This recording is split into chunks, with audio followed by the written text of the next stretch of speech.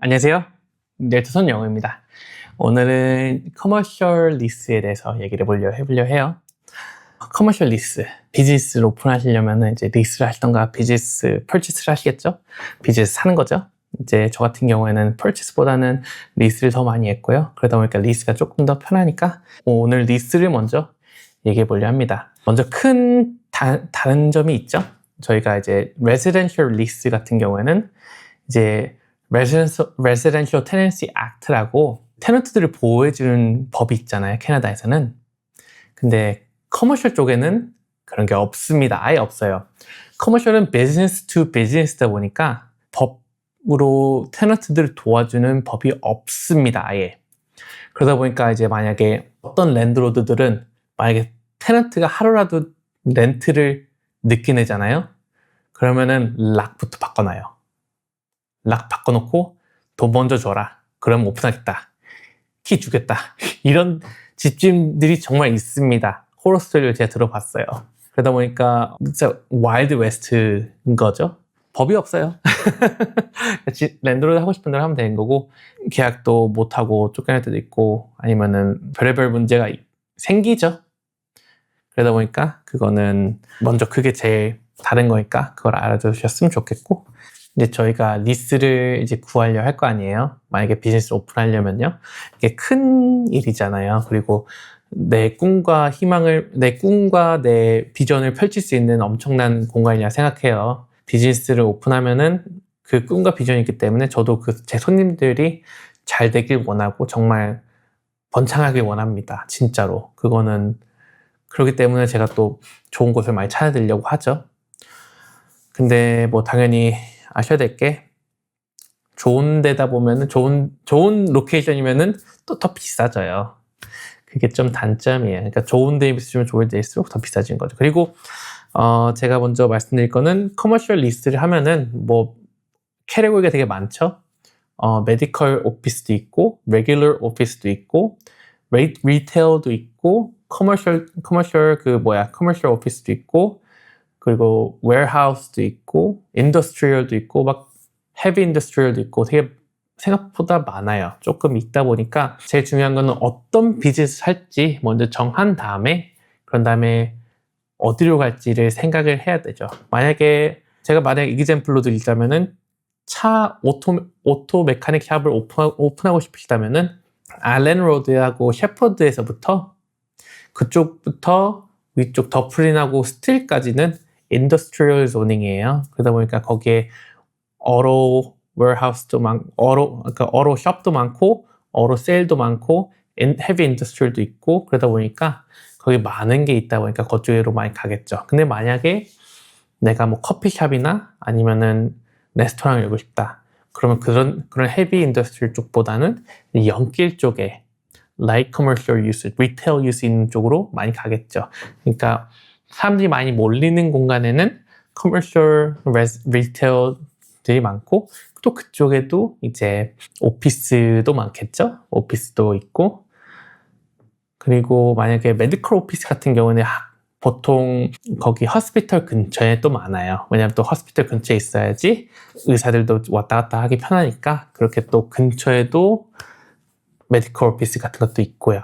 그러다 보니까 어떤 걸 원하시냐에 따라서 바뀌고요. 그 웨어하우스 같은 경우에도 이제 뭐 404랑 스틸 쪽에 가시면 웨어하우스도 되게 많고 그쪽에는 이제 웨어하우스 있으면서 앞에 리테일로 있어가지고 거기다 이제 뭐 쇼룸 같은 거 만들고 그런 다음에 리테일 있고 그 뒤쪽에 웨어하우스로 하면서 거기에 이제 뭐 트럭 왔다 갔다 편하게 그 높은 하이트 있어가지고 트럭이 왔다 갔다 로드 하기 편하게끔 돼 있는 데가 많죠. 그러다 보니까 어떤 걸 하느냐에 따라서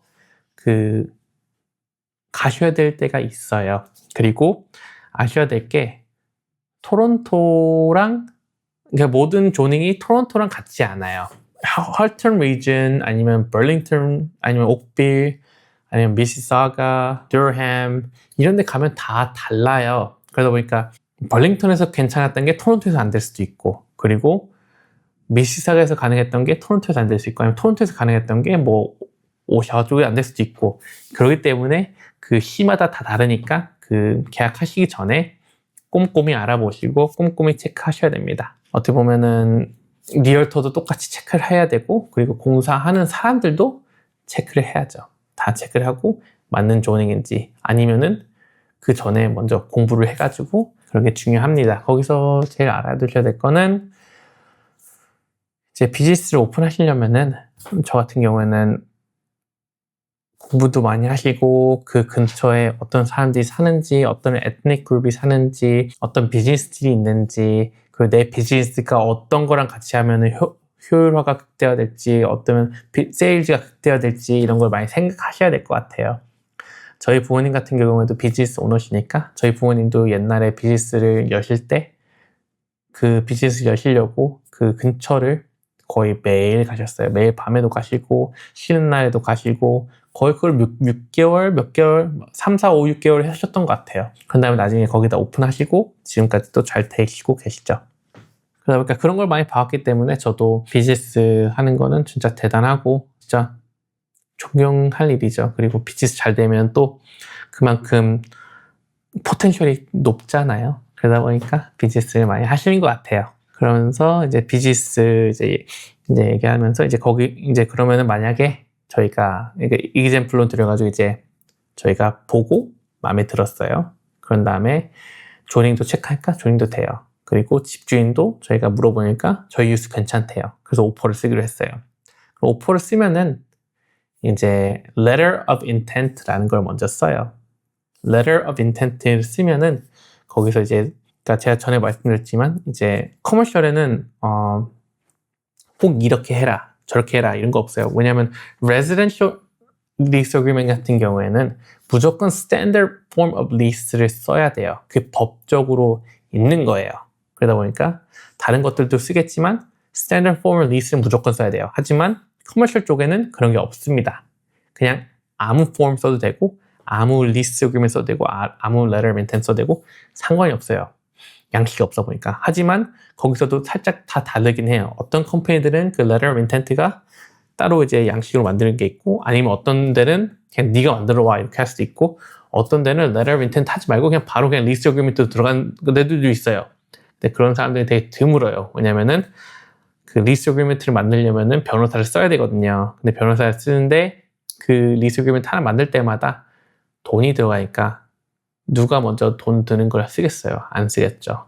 그러니까 letter of, 보통 같은 경우에는 letter of intent를 써가지고 저희가 원하는 outline들을 쓰고 그걸 먼저 보낸 다음에 집주인 측에서 원하는 거는 넣고 바꿀 건 바꾸고 뺄 건 빼고 이렇게 합니다. 그러면은 거기서 이제 먼저 말씀드리면은 먼저 letter of intent 전에 아셔야 될 게 리스 하실 때 net lease가 있고 gross lease가 있어요. net lease 같은 경우에는 베이스 렌트를 내는 거예요. 이제 그리고 gross lease 같은 경우에는 net rent랑 그리고 TMI, taxes, maintenance, insurance까지 포함되어 있는 게 gross lease예요. 제가 이그젬플 하나 드리자면은 1000스퀘어피트짜리 커머셜 리스를 하려고 해요. 스퀘어피트당 베이스 렌트가 40불이라고 해요. 그러면은 베이스 렌트를 하면 4,000불이죠. 그런 다음에 TMI가 20불이에요. 그러면 20불에다가 1,000불이면은 1000스퀘어피트면은 2,000불이 2만 불이죠. 그러니까 40불 플러스 20불 하면 60불이 되는 거예요. 60불 곱하기 1000을 하면은 6,000불이 되는 거죠. 6만 불이 되는 거죠. 6만 불에서 나누기 12를 하면은 매달 5,000불이 나가는 거예요. 베이스 렌트 플러스 TMI 해가지고 그로스 렌트가 그렇게 되는 거죠. 거기서 만약에 넷 렌트라고 하면은 40 곱하기 1000이니까 4,000불인 거죠. 여기서 알아두셔야 될 거는 넷 렌트든 그로스 리스트든 HSD가 또 추가적으로 들어가야 돼요. 13%가 들어가야 되는 거죠. 그래서 이그젬플을 드리자면은 그래서 제가 말씀드린 40불, 20불 해가지고 60불이었죠. 60불에 곱하기 1000 해가지고 6만 불이었죠. 6만 불에 나누기 10 해가지고 5,000일 거 아니에요. 5,000 곱하기 1.13 하면은 이제 5,650이 되는 거죠. 한 달 나가는 게 매달. TMI 거기다가 유틸리티도 내야 되죠. 세입자 보험도 내야 되죠. 그러다 보니까 또 추가적으로 더 내야 될 게 있는 거죠. 거기다가 이제 만약에 TMI가 매년 똑같지 않아요. TMI는 매년 올라갑니다. 텍스가 내려간다면 조금 내려갈 수 있겠지만 보통 같은 경우는 메인테넌스 비가 항상 올라가죠. 인슈런스도 항상 올라가기 때문에 매해 올라갑니다. 그 TMI를 당연히 바뀌지 않게 할 수도 있긴 해요. 그러려면 당연히 큰 비즈니스여야 되고 큰 리테일이어야 되기 때문에 보통은 그렇게 안 됩니다. 그래서 저희가 보통 네고시에이션 할 때는 net 렌트 가격을 많이 네고시에이션 하죠. 그게 베이스였고 이제 LOI까지 가면은 베이스 렌트 얼마고 TMI는 이제 얼마인지 모르니까 처음에 책정해준 가격을 그대로 넣고요. 그런 다음에 이제 네고시에이션 할 수 있는 게 free rent period, fixed during period, tenant allowance, 그리고 move-in date, 그리고 landlord work 이런 게 있습니다. 제가 이젠플로 하나 드리자면은 그 랜드로드 워크도 그 빌딩이 어떤 페이즈에 있냐, 어떤 시츄에이션에 있냐 다 달라요. 만약에 빌딩이 쉘 컨디션 다 완공이 돼 있는데요. 그러면은 집주인 측에서 해줄 게 생각보다 많이 없어요. 진짜 뭐 해준다면 뭐 전기 트랜스포머 바꿔주는 거, 전기 앰프 바꿔주는 거 그런 것까지는 가능한데 어떤 유즈는 이제 또 물 라인을 뚫어야 되잖아요. 특히 미용실이든 특히 레스토랑이든 물 라인을 뚫어야지 그거를 뭐 화장실 더 만들고 그리고 물 들어오는 게 있으면 스웨지 워터도 있어야 되고 하다 보니까 워터 웨이스트 라인도 만들어야 되니까 뚫을 때가 굉장히 많단 말이에요. 그러다 보니까 보통 워시룸 러프아웃 하나 정도는 만들어주긴 하는데 두 개가 필요할 수도 있는 거잖아요. 그리고 워터 아웃이 뭐 세 개가 될 수 있고 그러다 보니까 왜냐면 핸드 스테이션도 필요하죠. 그리고 디시워셔 같은 데도 필요하죠. 그러다 보니까 생각보다 뚫을 때가 많아요. 근데 여기서 쉘 컨디션이면은 그걸 해달라는 걸 불가능합니다. 그걸 저희가 그 세입자분들이 돈을 내고 해야 돼요. 하지만 만약에라도 이 빌딩이 공사가 되고 있는 시기고 아직 아무것도 안 끝났다. 그러면 또 얘기가 달라지는 거죠. 그럼 그때 저희가 리스 계약을 먼저 한 다음에 아키텍처럴 디자인을 줘가지고 그 랜드로드 측에다가 우리 이거 여기 이렇게 뚫어줘 하면은 뚫어받을 수 있습니다. 가능합니다. 해봤고요. 그렇기 때문에 그리고 왜 그게 좋냐면은 빌딩이 끝나면은 이제 거기에 이제 워터 라인도 있죠. 그리고 스웨지 워터 라인도 있죠. 그런 다음에 일렉트리컬 라인도 있죠. 그리고 뭐 파이버 옵틱 뭐 인터넷 라인도 막 전기 라인도 있고 막 많을 거잖아요. 그러니까 아무데나 뚫을 수가 없어요. 근데 그러다 보니까 그러면은 그거 하기 전에 뭘 해야 되냐? 플로어 엑스레이를 찍어야 돼요. 그래가지고 라인이 어디 있는지 다 체크를 해야 되거든요. 근데 완공돼 있으면은 그거를 하는데 3-4만 불이 들어요. 그 엑스레이 찍는 거가. 그러니까 세입자가 그만큼 돈을 더 내야 되는 거잖아요. 업프런트로. 근데 만약에 공사가 되고 있는 상태면은 아직도 전기 라인도 안 돼 있고 워터 라인도 안 돼 있고 스웨지 라인도 안 돼 있고 뭐 파이버 옵틱 라인도 안 돼 있고 가스 라인도 안 돼 있고 그러다 보니까 그거를 먼저 해가지고 뚫어달라 할 수 있는 거죠. 그러면은 손님도 세이브 되고 나중에 문제도 없고 그러니까 너무 좋은 거죠. 그렇게 할 수 있으면. 그게 제 일이 그렇게 됐었고요. 그렇죠. 이제 제가 아까 전에 LOI를 시작했으니까 리즈 어그리먼트를 들어가면서 이제 언제 입주하고 싶은지 그리고 free rent period, fixed rent period 그리고 tenant allowance 그리고 landlord work 이런 거 다 있잖아요. 이제 거기서 저희가 딜할 수 있는 게 그 언제 입주할 수 있는지 그리고 free rent period, fixed during period, tenant allowance 이거거든요. 얘기하자면은 입주하는 거는 뭐 당연하죠. 언제 입주하고 싶은지 그거는 네고시에이션 할 수 있는 거죠. 두 번째가 free rent period. 이거는 공사하고 나서 얼마 동안 더 공짜로 더 렌트를 할 수 있는 거예요. 그것도 이제 네고시에이션 하면서 틀려요. 제일 많이 받아봤던 게 저는 3month였던 것 같아요. 그 다음에 fixed during period. fixed during period도 그러니까 free rent period는 뭐를 내냐? TMI 내고 insurance 내고 utility 내야 돼요. 하지만 fixed during period 같은 경우에는 뭐가 include 돼 있냐면 TMI도 include 돼 있고 net rent도 포함돼 있어요. 그러니까 만약에 그러면 저희가 아까 전에 말했던 6,000불이라고 하자면은 한 달에 6,000불 플러스 HST 안 내도 되는 거죠. 그럼 뭐만 내냐? 세입자 보험, 그리고 유틸리티만 내면 되는 거죠. 이것도 이제 얼마만큼 공사를 하냐에 따라서 많이 바뀌는데 많이 받아봤던 게 4months까지 받아봤던 것 같아요. 그런 다음에 또 뭐가 있냐? Tenant allowance. Tenant allowance도 있어요. Tenant allowance 같은 경우에는 특히 어쩔 때 받냐면은 이제 빌딩이 새로 지어가지고 이제 공사를 해야 되는 거예요, 저희가. 아니면은 저희가 뭐 그 자리가 원래 뭐 수선하는 데였던데 레스토랑을 바꿔야 된다. 그러면은 레스토랑을 바꾸면은 후드만 인스톨링 하는데 15만 불, 20만 불 들거든요. 그리고 퍼밋도 받아야 되고. 그러니까 그 15만 불, 20만 불 추가로 그냥 세입자가 넣는 건데 우리 이런 거 할 건데 너희가 좀 그거를 돈을 줘가지고 우리한테 돈을 줄 수 있냐, 인베스트먼트 하는 거에 돈을 돌려줄 수 있냐 하는 거예요. 이것도 줍니다. 그리고 뭐 30만 불, 40만 불 투자하면은 몇만 불 정도는 줘요. 그러니까 이것도 집주인마다 다르긴 하고 세입자마다 다르기도 하고 네고시에이션이 어떻게 되냐에 따라 다르긴 하지만 그 돈을 받을 수 있긴 합니다. 받아봤고요. 딱 그 정도인 것 같아요. 그러면서 이제 그리고 여기서 중요한 거는 이제 저희가 free rent 받아요? 좋죠. fixed during period 받아요? 좋죠. tenant allowance 받죠? 좋죠. 근데 여기서 문제가 뭐냐? 그만큼 렌트 가격을 네고시에이션 하기가 힘들어요. 집주인이 왜 더 주겠어요?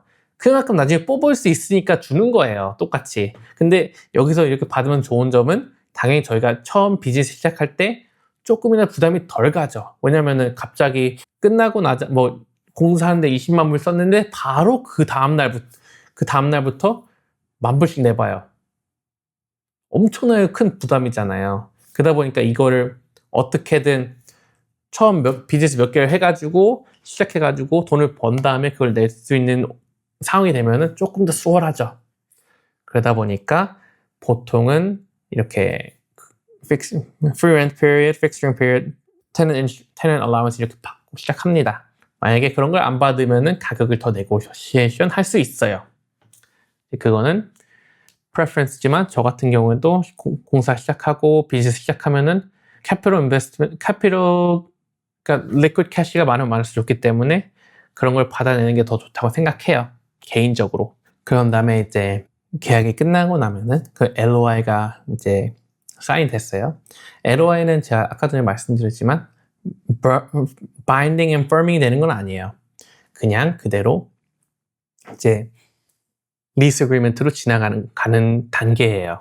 그래서 LOI가 끝나면은 이제 변호사 측에서 이제 리스 어그리먼트를 만들고 그거를 저희 바이어 측, 세입자 측 변호사한테 줘요. 그 리스 어그리먼트를.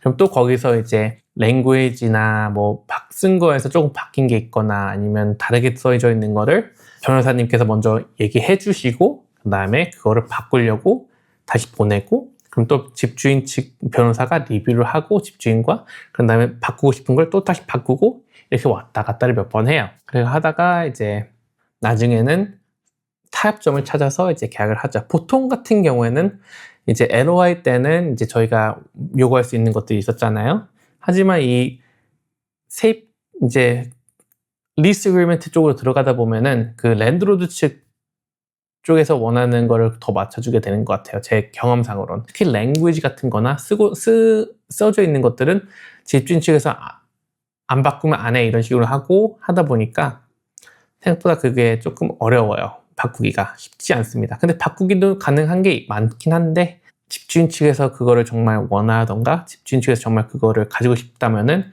그걸 바꾸는 게 쉽지 않습니다. 제가 몇 가지 추가를 말하는 게 있는데 토론토 같은 경우에는 demolition clause라는 게 있어요. demolition clause가 뭐냐? 토론토 안에 계속 공사를 하잖아요. 그리고 연길 라인 보시면은 커머셜도 많지만 콘도들도 되게 많잖아요. densification이 되는 데거든요. 거기는 서브웨이도 있다 보니까. 그러니까 거기에 있는 커머셜 그 리스를 할 때는 항상 집주인 측에서 demolition clause를 씁니다. 그게 바로 시작되는 demolition clause도 있고 아니면은 몇 년 동안은 계약을 프로텍트 해주는 demolition clause도 있어요. 그거는 집주인과 얘기하면서 따라 다르기 때문에 그거는 어떻게 하냐에 따라 다릅니다. 근데 보통 같은 경우에는 그거는 집주인 측을 이길 수가 없어요. 집주인 측에서 안 돼, 무조건 demolition clause는 넣어야 되고 그게 언제 될지 아무도 모르고 만약에 우리가 너한테 말을 하면은 너가 90일이나 나가야 된다, 1년이나 나가야 된다 이런 게 써져 있습니다. 그거를 못 바꿉니다. 바꿀 수가 없어요. 그렇기 때문에 만약에 연길이나 아니면 좀 큰 길 쪽에서 이제 일을 하시거나 비즈니스 하실 거면은 그런 클러즈가 항상 있습니다. 그래서 그거를 알아두시면 좋겠고요. 그리고 또 뭐가 있냐? exclusive clause 같은 것도 있죠. exclusive clause 같은 거는 뭐냐? 이제 상가 안에 example 드리자면은 큰 상가가 있어요. 근데 거기 지하에 이제 뭐 4,000 스퀘어피트짜리가 있고 2층에도 4,000 스퀘어피트 넘는 데가 있어요. 그래서 태권도 하시는 비즈니스 오너가 그 지하에 가가지고 렌트를 한 거예요. 그런 다음에 나 이제 태권도를 열 거고 우리 사인 다 했는데 I want exclusive rights 이렇게 말을 할 수가 있어요. 이게 곧 네고시에이션 하는 거죠. 그걸 줄 수 있고 안 줄 수도 있어요. 집주인이. 그건 개인마다 다 다른데 보통 같은 경우에는 그런 건 줍니다. 그런 스페셜 유즈 같은 경우에는 그 플라자에도 집주인이 많은 비즈니스가 있으면 좋기 때문에 그쪽도 비즈니스 퍼스펙티브에서는 플라자에 그러니까 다른 유즈가 있어야지 더 많이 올 거 아니에요. 사람들이. 그러다 보니까 만약에라도 그런 이제 태권도 같은 데가 들어오면은 다른 태권도 하시는 비즈니스 하시는 분들이 그 플라자 안에 못 들어갑니다. 다른 플라자에 있는 데는 갈 수 있죠. 왜냐면 거기는 이 플라자가 아니지만 이 플라자가 태권도가 있으면은 그 사람들이 exclusive rights를 원한다면은 원하고 집주인과 오케이를 허락받았으면은 다른 태권도나 무에타이나 뭐 다른 마셜 아츠 같은 것들이 못 들어가는 거죠. 똑같이 만약에 커피숍이 들어가가지고 커피숍이 다른 커피숍 원하지 않는다? 아니면 그 안에 들어가서 뭐 중국집이 들어가가지고 중국집이 다른 중국집 원하지 않는다? 이렇게 다 할 수 있어요. 그리고 집주인 측에서도 그걸 오케이 하면 문제가 안 돼요. 그리고 제가 또 한 가지 말씀드릴 게 있는데요. 만약에 이게 2022년, 2023년쯤에 바뀌었는데 버언이나 토론토 같은 경우에는 이제 레스토랑 같은 거를 다시 또 열려고 하면은 그 existing 플라자 안에 레스토랑을 하나 더 열고 싶으면은 이제 파킹이 제재가 들어가 있어요. 그러다 보니까 파킹 넘버는 리밋돼 있고 하지만 새 비즈니스를 열고 싶어가지고 레스토랑을 열고 싶은데 집주인 측에서 그거를 허락을 안 해줘요. 왜냐면은 아무리 열어주고 싶어도 열어주려면은 파킹 스팟이 더 필요한 거예요. 더 만들어야 되는 거예요. 그 플라자 안에. 하지만 그 플라자 안에서는 벌써 땅은 정해져 있고 그 나머지 땅들은 다 파킹으로 돼 있기 때문에 그 손님이 레스토랑을 열고 싶은데 못 열 수 있습니다. 그럼 그 손님들은 어떻게 해야 되냐? 그 플라자 안에 있는 레스토랑들을 사가지고 레스토랑을 열어야 되는 거죠. 이게 또 시에서 그런 걸 가끔씩 바꿔주기 때문에 그런 것도 항상 업데이트를 에이전트가 알아야 되고 그리고 에이전트가 그거를 이제 손님한테 잘 얘기를 해줘야 되는 거죠. exclusive right 똑같은 거예요. 그래서 에이전트가 알아야지 그리고 물어봐야지 그게 가능한지 안 가능한지 알 수 있는 거니까요. 플라자가 막 4개 다 같이 있다 해가지고 다 같은 플라자가 아니에요. 거기서도 디비전 돼 있는 데가 이제 4군데로 될 수도 있고 2개가 될 수도 있고 하나가 될 수 있기 때문에 그것도 이제 잘 보고 다른지 안 다른지 체크하고 그 다음에 진행할 수 있는 거죠.